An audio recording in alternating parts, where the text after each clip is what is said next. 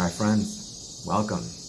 Welcome to my workshop. I'm Juan Calderon, and this workshop is on personal development, something I've been working on for 7 years, specifically focused on improving my mindset, improving my personal development, improving my life. So I'm going to be sharing some of that with you. And the title of the workshop is How to Change Your Life in One Workshop. So here we go. I'm going to start off with a quote, and the quote is, "Intention is the seed that creates the future." And what does this mean? Well, it means if I want something in the future, I plant a seed, then I water that seed, I take care of it, I make sure that we have the right environment. And here I am in Costa Rica, and Jorge mentioned to be in a place that is one of your favorite places, and I love the jungle behind me. And behind that jungle there's an ocean, so I can hear the waves, I can hear the birds. So it's a magical place for me. And this concept of this intention is the seed that creates the future. If I have something that I'm thinking about, that I want in the future, just like in this jungle, a seed on the ground, let's say a mango seed, will grow a tree that will then give mango fruit. And each one of those mango fruits has seeds inside of it that can grow another set of mango trees. And this concept of the seed creates the future is very alive for me here in Costa Rica, because I see it literally, nature growing, thriving, evolving all around me. So I want to share that with you. I want to share with you my intention for this workshop. Good place to start. My intention is to share with you mind-blowing, epiphany-activating, transformational, life-altering tools that you can apply today into your life, that you can adopt and apply into your life today, right away, instantly. That is my intention. So I ask you, what is your intention? Think about an intention that you want for this workshop, because this intention is the seed that creates the future. What is your intention for this workshop? Take a moment, write it down, and I'm going to be scrolling here on my slides to help me focus on what I'm sharing with you. Yeah, these slides that I have are part of a course that I teach on mindset. Basically, I'm teaching you one of the classes that I teach in my mindset course. So this class is for you, and here's my mindset course. All right. So think about your intention, write it down. Now, put that away, and I want you to think about something that is impossible. Name something that is impossible. Take a moment. Something that is impossible. In my slideshow, the next slide after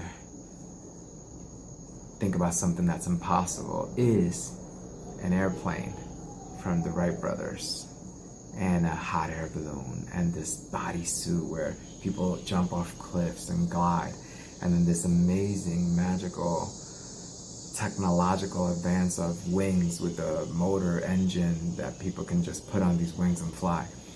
In any case, the concept here is, many times when I ask people, name something that's impossible, they mention flight. Funny enough, flight is something that we've already conquered as humans. And what it makes me think about is specifically the Wright brothers. Imagine the Wright brothers thought flight was impossible. Name something that's impossible. Flight.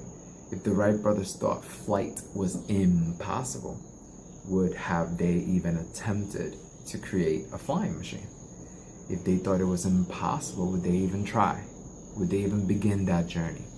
So the concept that I want to share with you is that as we plant our seeds to the future that we want to create, we also want to eliminate this word, this concept of what's impossible.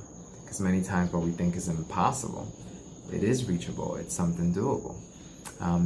I think about this quote from Audrey Hepburn: "Nothing is impossible." The word itself says I am possible. I'm possible. This activates me, gets me pumped up, excited to turn this word impossible into I'm possible.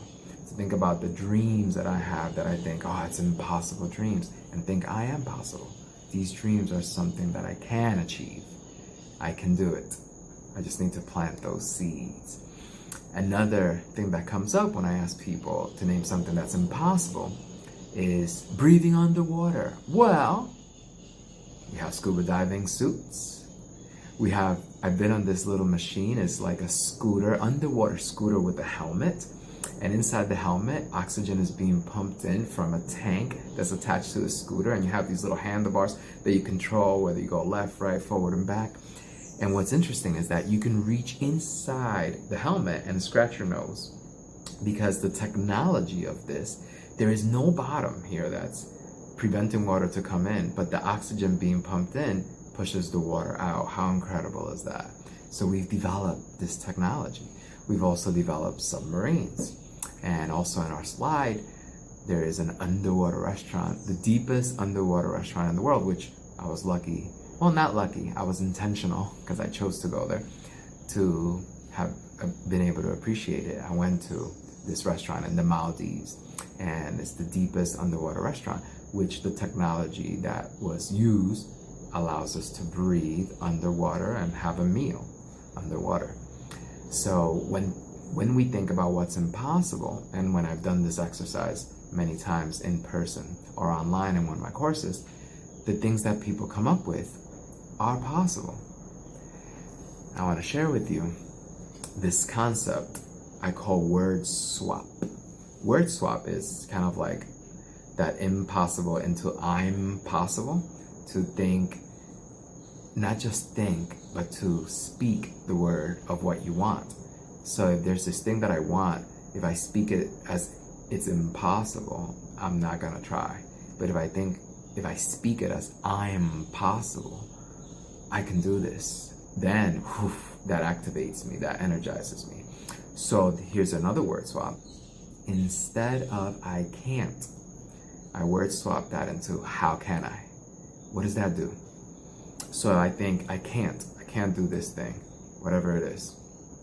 If I think about how can I, it automatically shoots me into action.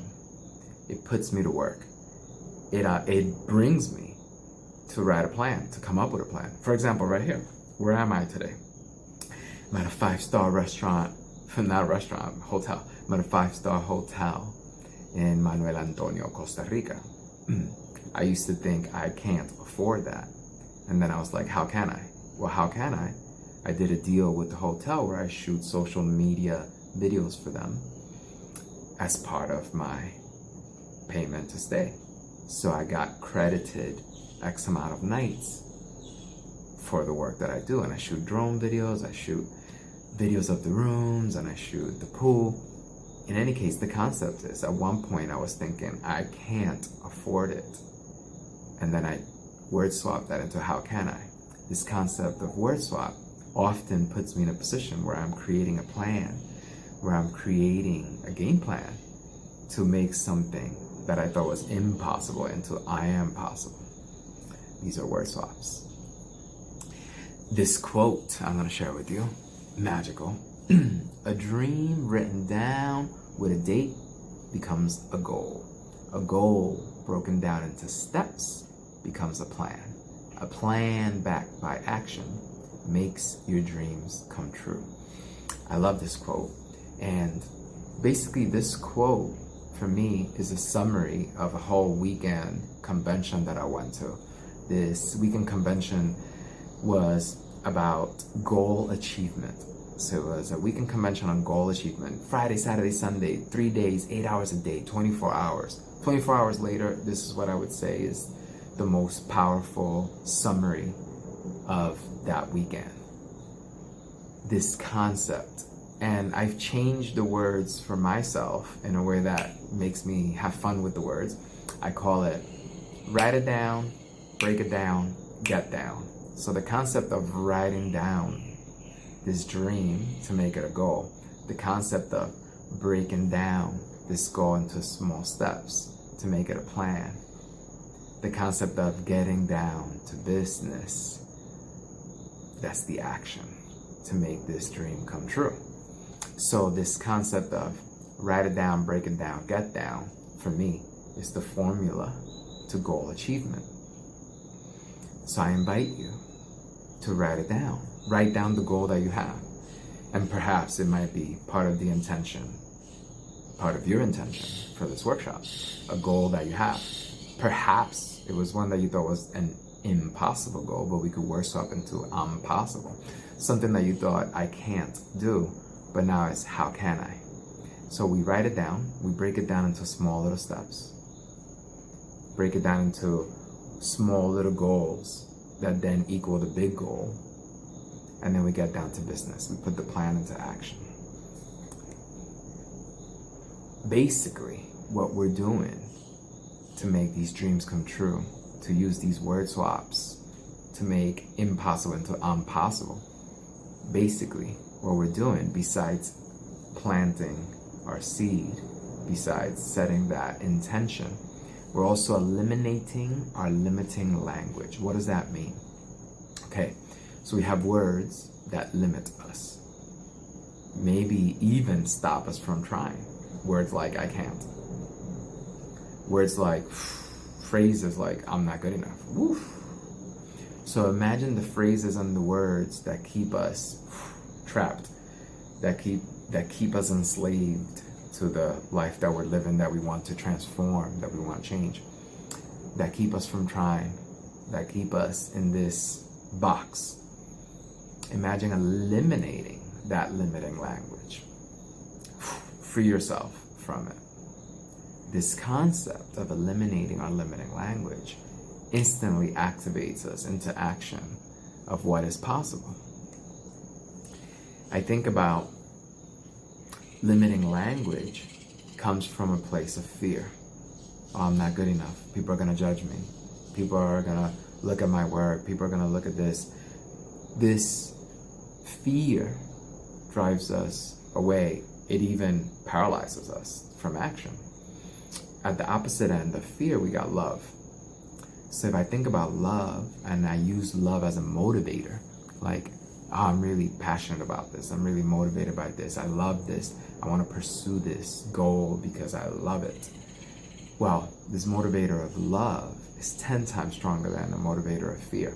See, what happens with fear, it basically has us running away from something. Love has us running towards something. When we're running towards something, that's very focused. This laser focus motivation that comes from love is a lot more effective than the motivation that comes from fear. This has been studied, so you can look it up, Google it. You'll find in psychology, and they'll call it motivator, a towards motivator and an away from motivator. Fear is an away from motivator. Love is a towards motivator. So a motivator that we're going towards as opposed to as a motivator where we're going away. Love is stronger than fear. So I invite you, when you're looking at your goals, when you're planting your seeds, when you're making your plan, to ask yourself, am I motivated by love? Am I making this decision out of love or fear?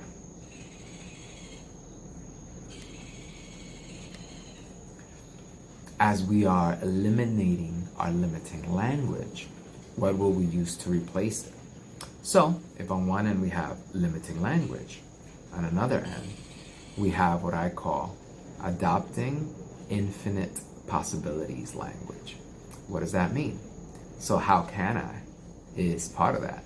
Infinite possibilities. See, when we ask ourselves, how can I?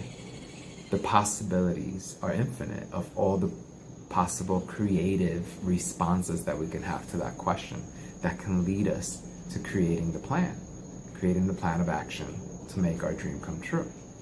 Adopting infinite possibilities language. So when I'm changing impossible to I am possible, I'm possible. This is infinite possibilities language. When I'm changing I can't to how can I, this is adopting infinite possibilities language. I invite you to make a list of your limiting language that you use on a daily basis. Maybe one day you just scan yourself, and every time you speak and you use a limiting language phrase, you write it down. Make a list of all the limiting language that comes out of your mouth on a daily basis. And I invite you to use that list and transform that list. Create word swaps from that list, from limiting language to infinite possibilities language, where you are creating a whole different mindset utilizing your words. How does this work? They call it, I've been studying neuroscience for the last 7 years, and one of the branches off of neuroscience is this concept called neuro-linguistic programming. What is that? Neuro, thoughts, linguistic, language, programming, action. And one of the tenets of neuro-linguistic programming is that when we align our thoughts, words, and action, now goal achievement becomes effortless. When we are out of alignment, our thoughts, words, and action are not in alignment, then we are self-sabotaging. Example, okay, I want to stay at this hotel. Limiting language, I can't afford it. Well, then I'm self-sabotaging. If I adopt the infinite possibilities language, how can I? Well, then that's how I develop a plan. That's how I'm here. So this concept of aligning our thoughts, words, and action to create a smooth, focused line towards our goal, towards our dreams, towards making them a reality. I invite you into that. So make that list, limiting language, transform it into infinite possibilities language as you're doing your word swaps. Why is this important? Well, there's a quote that says, words create worlds. What does that mean? Okay, words create worlds. Okay, so I'll give you an example. My father says, I can't quit smoking. It's impossible. I've been smoking all my life, ever since I was 10 years old. I can't quit smoking. It's impossible. So now these words that my father has spoken into the universe causes him to not even attempt, to not even try, to not come up with a plan, to not pursue other options of how he can quit smoking. How can I? If my dad were to adopt infinite possibilities language and create a word swap with his words of I can't, of it's impossible, and figured out the how can I, my dad would instantly, by just asking the question, how can I, start coming up with a plan. Coming up with a plan is the first step. Write it down, break it down, get down. Words create worlds. When we are adopting the words, the limiting language words, we are living a limited life. Our fears are paralyzing us from action to achieve the goals and dreams we have. When we are adopting the infinite possibilities language, we are activating ourselves into action towards our goals, towards our dreams. Words create worlds. I like the concept of every single day you make a choice. And what does that mean to me? Well, example, the rain. The rain, oof. I was in Paris. I had a couple of hours, 6 hours. I had 6 hours between the flight that I landed and the next one going out. And I contacted a friend on Facebook. I sent them a message and I was like, hey, I'm gonna be in Paris. I have 6 hours. Can you take me to the Eiffel Tower and the Louvre? I wanna take a picture of the Eiffel Tower and I wanna take a picture of the pyramid outside the museum, blah, blah, blah. My friend says, yes, definitely. Pick you up. Picks me up at the airport. We go, boom, Eiffel Tower. Check, we got it done. Awesome. Now we go to the Louvre. Once we get to the Louvre, it starts raining. Instantly, I was like, this sucks. This is horrible. The rain, it just dampened my day, ruined my day. The rain ruined my day. That's what I was thinking. And then I remember this quote. Every single day, you make a choice. Every single day, I make a choice. What am I gonna choose at this moment? Every single moment, I make a choice. What do I choose? And I thought to myself, I'm gonna do a photo shoot in the rain. I'm like, the rain is amazing. what about, what if we dance in the rain? So I tell my friend, hey, how about if we dance in the rain? I'm gonna go buy a red umbrella. I'm gonna get a tourist to take a little photo and video of us, and we just dance in the rain here in Paris in front of the Louvre pyramid. Let's do it. So now all of a sudden, this thing that I thought was horrible, ruining my day, the rain, was actually activating my day. Rain was making my day. Rain was making it even more magical. I never forgot this, and this was, I think it was 2013, 2014, so 6 or 7 years ago. More recently, because I remember this, it was always in the back of my mind, every single day you make a choice. I was at a retreat that I was hosting. I was hosting a retreat and it starts to rain. At that moment that it starts to rain, we had a live violinist playing for us and a DJ Soul Tricks was playing some music for us, and a live violinist was playing for us. And we were all shocked and paralyzed for a second because we saw the rain and we were like, oh, this ruins our dance in the patio. We were dancing in this beautiful mansion with a pool and a view of the mountains and the ocean, and all of a sudden we all were like, it's ruined. Our sunset dance in the patio in the front of the mountains is ruined. And then I was like, screw that. Every single day I make a choice. Every single moment I make a choice. Let's dance in the rain. So of course, I told the DJ and the violinist to be covered so that they don't mess up their equipment. And we the dancers just said, we're gonna dance in the rain. And we didn't change clothing. We just went out there and we danced. And everyone that was in that retreat always tells me, Juan, I never forget that moment. Such a magical moment, dancing in the rain. It's always in the back of my mind. What an amazing moment. And everybody remembers that as one of their favorite moments of the whole retreat. And we had so many magical moments.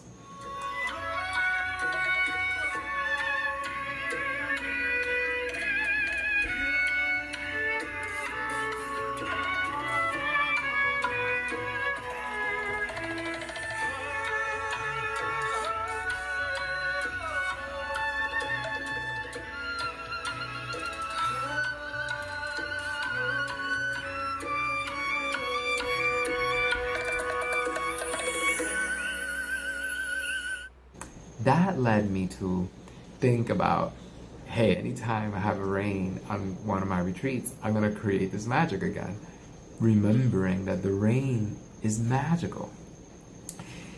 It happened another time. We were in Roatan, which is an island off of Honduras, and it was gala night. On my retreats, we have one night where we all dress up and it's gala night. So we were having gala night, we were having dinner in a restaurant at a beach, right on the sand and the food and the ocean and the sunset, all the magic. All of a sudden I feel a drop. And this raindrop, when I felt it, I told my friends and my guests, I was like, okay, I feel the rain is coming, but I'm gonna stay here and finish my dinner. If you wanna cover, there's a little cover there, we could go. But I'm gonna just finish the dinner here, and I invite anybody that wants to stay, and anybody that wants to go covered. I stayed and I kept eating, and like 2 or 3 other people kept eating, and we got wet, because then it started to rain a little bit more. So one drop, then it started to drizzle. After we finished eating, we were wet already, so I was like, hey, let's dance in the rain. So we start dancing in the rain, and the rest of the group sees us dancing in the rain, and they're like, oh, they're having so much fun. So they start dancing in the rain with us. There's other people at the restaurant eating, and they're looking at us like we're crazy. One of them asked us, hey, what drugs are you guys on? I want to get some. They thought we were high just because we were enjoying the rain, dancing in the rain, having fun. We're having a blast. Now we get soaked because it really came down hard. Now we're soaked and we're laughing, having a good time. And the night's coming to an end, and we decide to start walking back to our property. As we're walking back to our property, we pass a wedding. And this wedding was at another restaurant hotel that had the outdoor section of the beach. And they even had this roped off lights that led into the water with like these, of course, waterproof lights that were in the water that made the water like glow in the dark. And it was really cool. And everybody was in the cover part because they were afraid of the rain. And I'm like, hey guys, we're already wet. How about we crash the wedding? We just start dancing and have a good time. So we start dancing, and the DJ's playing the music, and we're having a good time. All of a sudden, one of the guests says, hey, Juan, how about we just jump in the ocean and dance right there? And I'm like, yes! So now, this was gala night, which meant several of the gentlemen were wearing jackets and vests and ties and button-down shirts. The ladies were in dresses. red dresses and black dresses and white dresses. And we just went and we danced in the ocean. Went into the ocean in our gala night wear, and we were dancing, having a blast. Again, somebody came up to us and asked us what drugs we were taking, which for me is a really interesting thing. When we let go of our fears and the judgment of people thinking we're crazy because we're dancing in the rain, and we go after the passionate thing that we just enjoy, indulge into the bliss, people think we're high. How? And maybe we are high on life. Every single day, I make a choice. Every single moment, I make a choice. This concept of seeing the abundance in the moment, seeing that the rain, I could look at the rain as from a scarcity mindset. Scarcity mindset is, oh, this sucks. Everything's ruined. Oh, it's the end of the day, the end of the night, blah, blah, blah. But from an abundance, interesting enough, the word abundance ends in dance. Abundance! I could look at it from an abundance mindset, which is, this is magical. Whatever is happening now, I am grateful for this abundance, and I'm going to indulge in it and enjoy it. Which, interestingly enough, leads me to the concept of gratitude equals abundance. Why? Because the moment that I am grateful for whatever, like right now, there's rain behind me that I can hear. And I could be like, the rain sucks, and now I'm going to get some background sound, and maybe you guys won't hear me as well. Or I can be like, wow, the rain is magical. I just told a story about the rain, and it's raining. How cool is that? And you get to hear nature, because the rain is hitting the trees, the leaves, the jungle. It's all coming alive. You get to hear nature, feel it through the computer screen, feel it through the video. So this rain is magical. The moment that I start seeing the abundance in what surrounds me, that moment I start being grateful for the abundance. So by me identifying the abundance around me, I'm also identifying my gratitude towards it. So when I am feeling anything negative, one hack, one tool is think about, what am I grateful for? So if I think, what am I grateful for right now in this moment? Boom! That activates my gratitude, activates my abundance. By thinking, what am I grateful for, I start seeing the abundance all around me, shifts my mood right away. Gratitude equals abundance. On the opposite end of that, and this is one of those concepts that we want to work swap, comparison is the thief of joy. Comparison is the thief of joy. I was traveling, I was in Panama, and we were talking, and I was with a couple of tourists, and blah, blah, blah, and one of them was like, yeah, I've been traveling around the world, and we were about to see this waterfall, and this person was like, it's not going to be that good, because once you've seen, I think it's the Iguazu, I think I pronounced it right, the Iguazu waterfalls, once you've seen the Iguazu waterfall, no other waterfall compares, they all suck after that. And I'm thinking, wow, how sad it must be for this person to be comparing waterfalls. Like, that's not what I go to waterfalls to compare them. Oh, is this bigger than the last one? Is this... That's not what I go to waterfalls for. I go to waterfalls to indulge in the moment of that now, in the presence of abundance, to connect with nature. This comparison is the thief of joy. Right now you can have a great time, or you can compare despair. Compare despair. By comparing the moment to another moment you've had in the past, this moment that you could be indulging in, you're stealing the joy out of it. Because now you're comparing it to something else. Comparison is the thief of joy. Brings me to another concept, which is, are you having a shitty day? Or are you shitting on your day? What does that mean? They say the grass is always greener. Well, this quote, I love it, says, the grass is not in fact always greener on the other side of the fence. Not at all. Fences have nothing to do with it. The grass is greenest where it is watered. Boom. The grass is greenest where it is watered. I saw this cow putting its head through a fence and in the most uncomfortable way eating grass that was on the other side of the fence, which appeared to me to be the same color green as the grass on its side of the fence. And I'm like, wow, what a metaphorical symbol we have here to the grass is always greener on the other side. And it made me think, sometimes we are looking at the other side of the fence and we're thinking the grass is greener, but it's not even grass, it's fake, it's astroturf. So this concept of the grass is always greener on the other side of the fence, sometimes what we're seeing is an illusion.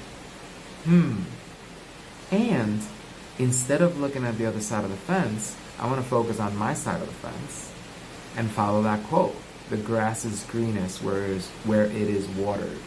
So I want to tend to my garden, tend to my grass. Ooh, brings me to this awesome quote. Our mind is a garden, our thoughts are seeds. You can grow flowers or you can grow weeds. How powerful is that? So, when I'm thinking about all this and how this all relates, I think sometimes we start catastrophizing our moment. Oh, it's raining, it's ruined. Instead of looking at the gratitude, instead of looking at the abundance, instead of watering our garden, instead of growing our flowers, we're focusing on the wrong thing. So I invite you to water your grass, to take care of your garden, to grow flowers instead of weeds. Situation. There is the situation, what's happening. There's a perception of what's happening. And based on our perception, it's the reality that we're living. So there's the rain. That's a situation that's happening. There's my perception of the rain. Oh, the rain sucks. My day is ruined. So now I live that reality. Oh, the day just got amazing. It's raining. I'm going to dance in the rain. Now I'm going to live that reality. Situation, perception, then reality. So what I think about is that sometimes some people see the thing as a situation. Some people see it as a situation.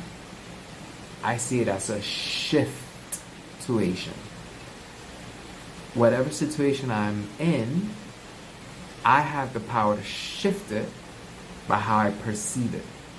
Situation is neutral. What's happening is neutral. My perception of what's happening will then define the reality that I choose to live. This is how I eliminate my limiting language. This is how I word swap. This is how I plant my seeds of intention. Perception is reality. And I love this slide because you can see two people looking at the same number. One of them is like, this is a 6. The other one's like, this is a 9. Perception is reality. The way that we perceive it then frames how we experience it. Perception is reality. I am is such a powerful activating phrase. So when we think about neuro-linguistic programming, thoughts, words, action, on the highest level of that is I am. And sometimes I share this concept in certain circles. They call them mantras. And people are like, what the hell's a mantra? I was there. I was just like that the first time I heard the word mantra. I'm like, what the hell is a mantra? And why do people use that? And what does that mean? All right, so I want to share with you about mantras. I was sharing with a friend about mantras, and they were like, oh, I don't believe in that stuff. I'm like, it's super interesting that you say that. And I'm so glad to hear you say that. Because sometimes when we're together, I hear you, my friend, say things like, I'm not good enough. And that's a mantra. And sometimes you're believing that mantra. So although you don't believe in mantras, you are using negative mantras to limit your life. And I noticed, I only was able to share this with my friend because I've been there too. I had lived that experience myself. So what I share with my friend is like, look, whether you believe in mantras or not, understand that if we are saying, I'm not good enough, I suck, I'm horrible, oh, I don't deserve this. When we are living those words, we are then creating a reality based on them, that we are then experiencing it. What if we took a deep breath, cleared that out, and said I am to things that we want to be. Example, patient. And then my friend said, oh yeah, but what are you going to say? I am patient, and then abracadabra, you're magically patient. No. That's not how it works at all. By you saying I am patient doesn't magically create you to be patient. What does it do? It brings attention to our intention. What is our intention? Oh, I want to be patient. So my mantra is I am patient. Because I want to bring attention to my intention. I want to focus my energy towards this intention, towards this goal of patience. By reminding myself of it, by saying something as, I am patient, it helps me hold on to it, see it, focus on it, be clear about it. Helps me pursue that goal. Mantra. I've been using one recently, I am a warrior. I even created a little song about it. I am a warrior song. Goes like this. So this is what I use when I'm scared. The other day I went paragliding, and when I was up there I was a little scared, and I sang this song to myself. I am a warrior, I am healing, I am breathing, I am living. This feels so good, thank you, this feels so good, thank you. What happened at that moment? I'm paragliding! Costa Rica!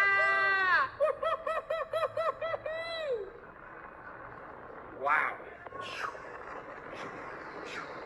We're flying with you, birds! Wow.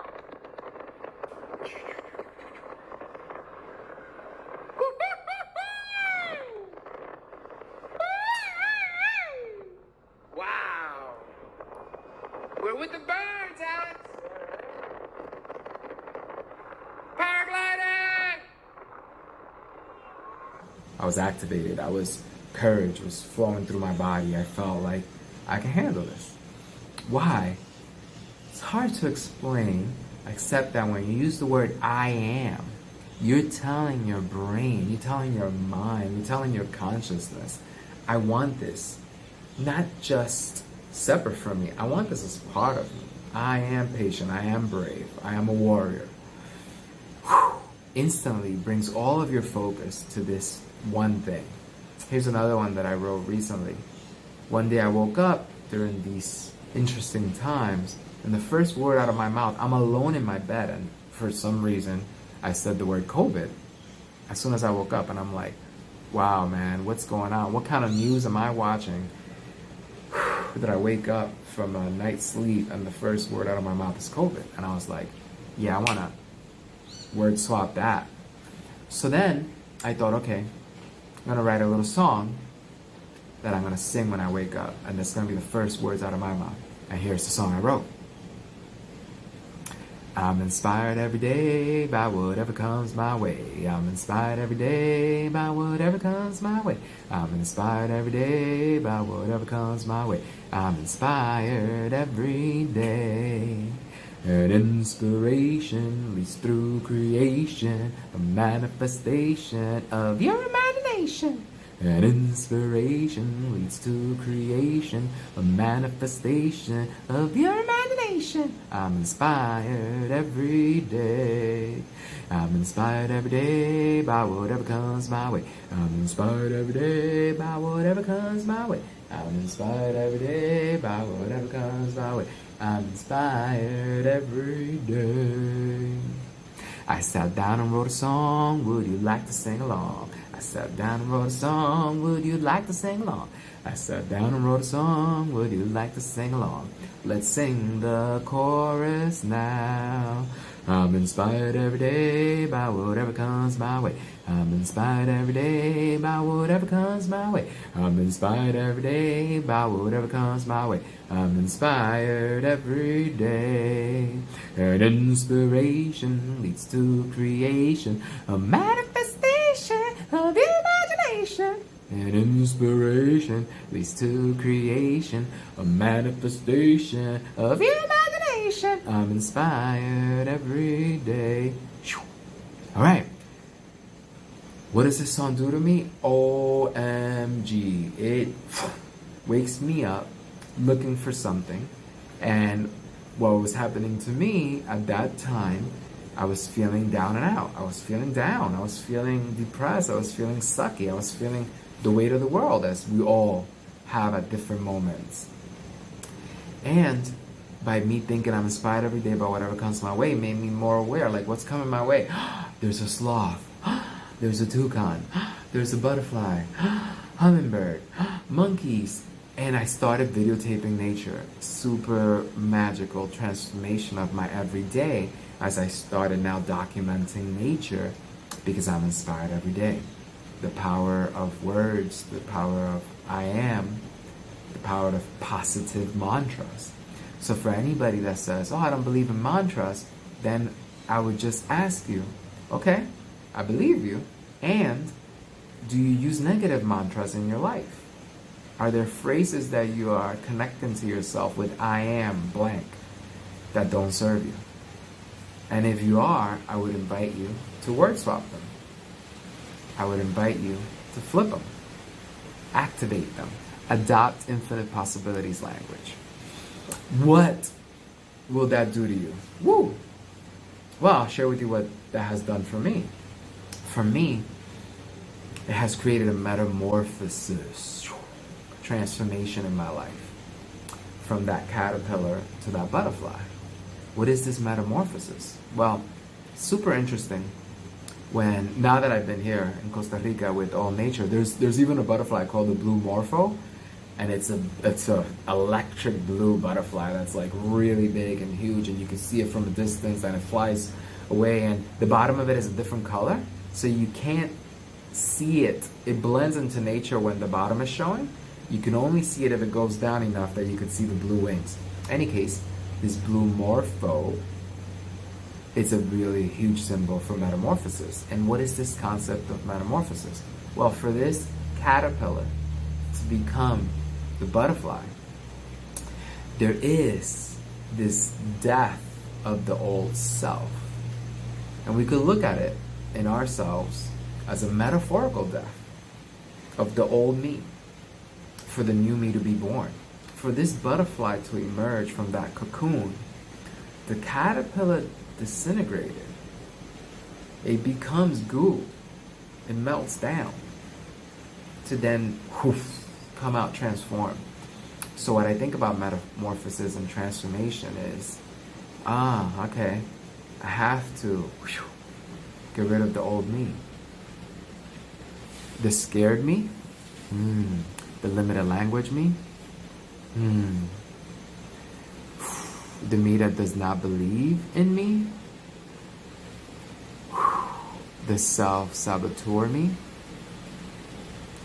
the me that is paralyzed in fear or in judgment from even attempting to take the steps, to write down the goal, to break down the goal, to get down to action in this plan for the goal.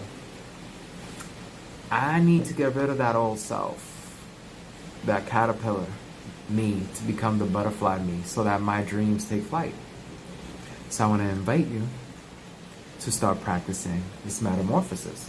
One way to start is have butterfly pictures around you that you can look at that remind you of, oh, this is why I'm going through this, so that I can let that go. Ooh, I gotta let go of those fears. Oh, I could let go of that limiting language, so that then I could have my dreams take flight. So then the butterfly can transform, can transcend, can ascend, can rise. Me. Alright, we're going to bring this course to an end. If you have any questions, feel free to reach out to me in Facebook. That's probably the easiest way. Look me up. And if you're interested in diving in deeper into a mindset course, feel free to write me and I'll tell you about the next one coming up. From Costa Rica, sending you lots of love and pura vida. Thank you.